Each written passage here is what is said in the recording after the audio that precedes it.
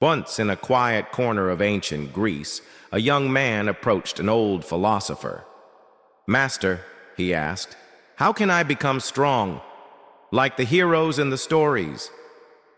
The old man looked at him and said, "Before you can learn strength, you must first understand what weakness is. Because most men wear their weakness like armor and call it strength." That line stuck with me the first time I heard it. Because it's true, isn't it? We live in a world where strength is often confused with ego, loudness, or control. But the Stoics, Marcus Aurelius, Epictetus, Seneca, they saw it differently. To them, strength wasn't about domination. It was about discipline, character, truth, and most importantly, responsibility. Weakness, on the other hand, is subtle. It doesn't always look like failure. Sometimes it looks like applause chasing, like avoiding hard conversations, like blaming the world, and never looking in the mirror. This video isn't about judgment. It's about awareness. Because when you name something, you gain power over it. So today, let's talk about 5 signs of a weak man, and how you can rise above each one to build true, grounded strength. The blame game. The first sign is this: he blames everything but himself. Maybe you've seen it. Or maybe, if you're honest, you've been there. The guy who says, "It's because of my parents. The economy screwed me. She broke me. The world's unfair." And you know what? He might not be wrong. Life is unfair. People do hurt us. Systems are broken. But here's the Stoic truth. You don't control what happens. You only control your response. As Marcus Aurelius wrote, "You have power over your mind, not outside events. Realize this, and you will find strength." Blaming feels good for a moment, but it's emotional laziness. It's easier to point a finger than to look in the mirror. If you want to become strong, start by asking, what part did I play in this? Even if it's just 1%, even if it hurts. Because every time you own your story, even the messy chapters, you take your power back. The craving for validation. The second sign: he seeks validation instead of respect. You've probably seen this too. The guy who constantly posts for attention, who brags about things that don't really matter, who molds himself to fit into every room he enters, hoping someone will clap. The truth is, when your worth depends on applause, you'll always be a prisoner to the crowd. Validation is borrowed. Respect is earned. One fades as quickly as it comes. The other, it lasts. Strong men don't perform for approval. They live by principle. They do hard things when no one is watching. They keep promises to themselves. They know who they are, even when no one's clapping. As Epictetus said, "It's not what happens to you, but how you react that matters." You don't need praise. You need integrity.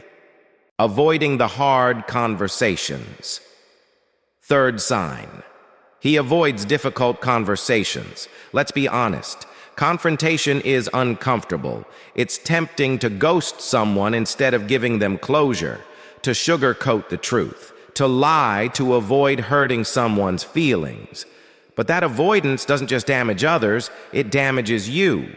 It weakens your ability to lead. It erodes trust. It builds silent resentment that grows over time. The Stoics taught that strength lies in logos, truth, logic, and virtue. That means telling the truth, even if your voice shakes. Real courage isn't about being loud. It's about being honest. If you've been avoiding a conversation, ask yourself, is silence preserving peace or just postponing pain? Respect others enough to be real with them. That's strength in action. Ruled by emotions. Sign number 4. He lets his emotions control his life. We all know someone like this. Maybe we've been him. Quick to anger, paralyzed by fear, numbing pain with alcohol, distractions, or drama, reacting instead of responding. But here's the truth. Emotions are passengers, not the driver. If your emotions run the show, your life will always feel like chaos. Seneca said, "Sometimes you have to fight a battle more than once to win it." And the battle he was talking about is within. You don't build emotional strength overnight, but you start by pausing, by breathing, by journaling when you're overwhelmed, by meditating instead of reacting, by responding, not flinching. Train that muscle. Because a man who can master his inner storms becomes unshakable in the outer world. Fear of purpose and commitment. The fifth sign. He fears commitment and avoids purpose. Some men bounce from job to job, relationship to relationship, dream to dream. They tell themselves it's about freedom, but often it's just fear wearing freedom's mask. Because purpose requires responsibility, and responsibility is heavy. But here's the secret. Purpose is also liberating. When you have a why, the how doesn't matter. As Viktor Frankl once said, "He who has a why to live can bear almost any how." You don't need to save the world, but you do need to choose something, build something, become someone. Whether it's being a present father, writing that book you've been putting off, starting a business with meaning, mastering a skill that lights you up, pick your mission, commit to it, sacrifice for it, because that's how men are forged. Conclusion: what true strength looks like. So what is strength, really? It's not how many people you dominate. It's how deeply you master yourself. It's choosing honor over ego, discipline over comfort, truth over convenience, purpose over distraction. And if you saw yourself in any of these 5 signs, take heart. You're not alone. Every strong man was once a weak man who simply made the choice to rise. So rise, break the cycle, lead your life, build your legacy. The world doesn't need more noise. It needs more men of virtue, not just volume.